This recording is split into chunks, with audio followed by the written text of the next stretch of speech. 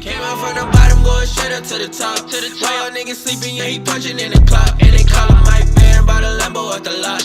And he on his grind and it never ever stop. Came out from the bottom, going straight up. You know, pretty much everyone here is, we're looking to create a mass movement, an 8-figure coaching business. I can't talk to you about an 8-figure coaching business if in return I've never done it.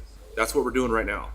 Okay, and I'm literally giving you my secret sauce and my ingredients. I want to touch on some of this stuff here, scaling up, how to scale a business. I just want to do a little intro, a little more informal than we would usually do it. So I want you guys to, I don't say this a lot, but I want you guys to remember this word, write this down. It's called throughput.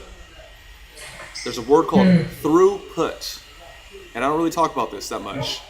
Okay, and what throughput means, it's the amount of material or items passing through a system or process. So we're gonna start there. In a perfect world, we're gonna go like this. My name's Miguel. Miguel's top fitness trainer in Phoenix, Arizona. He has a studio in a team's building. And if I'm Miguel and I'm like, oh my gosh, I spent $1,000 on ads and made 15K. What if I spend $2,000? I should be able to make 30K. Or if I spend $3,000, I could make 45K. No, I could spend $40,000 and make 60K. That's what scaling is. The more raw material that's coming in should be able to come out on the back end. But we know that most businesses do not do that. It's not because they're bad or they're stupid. It's because they are not maximizing throughput. Let's say he spends $5,000. He gets 1,000 leads. We should get like 1,000 appointments.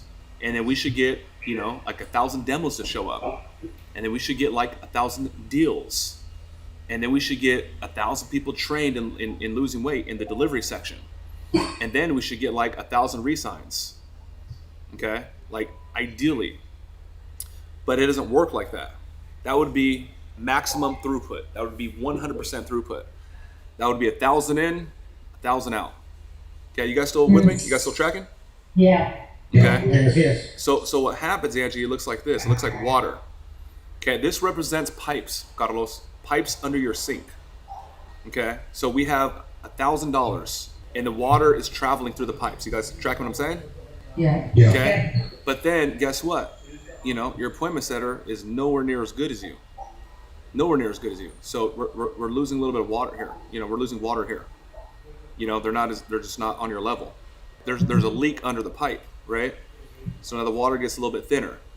And then guess what? Your closer is not as good as you, so you're losing water here. So guess what else happens? It gets a little bit lighter. And guess what? Your delivery, your personal trainer is not as good as you, Miguel. She's not as, I'm just making this up. We know Fonny's great, but she's not you. Okay, so we're losing water here. We're losing more water. Okay? And what happens is you start to like dribble down, and by the time you get here, this is what you got, like a little drop.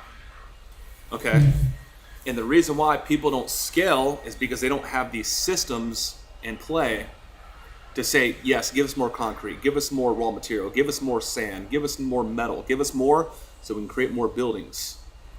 Okay, because they know what happens if they spend more money, they're going to lose more money because they don't have the wherewithal or the systems or processes to get 1,000 in, 1,000 out, or to get 50 in and 50 out.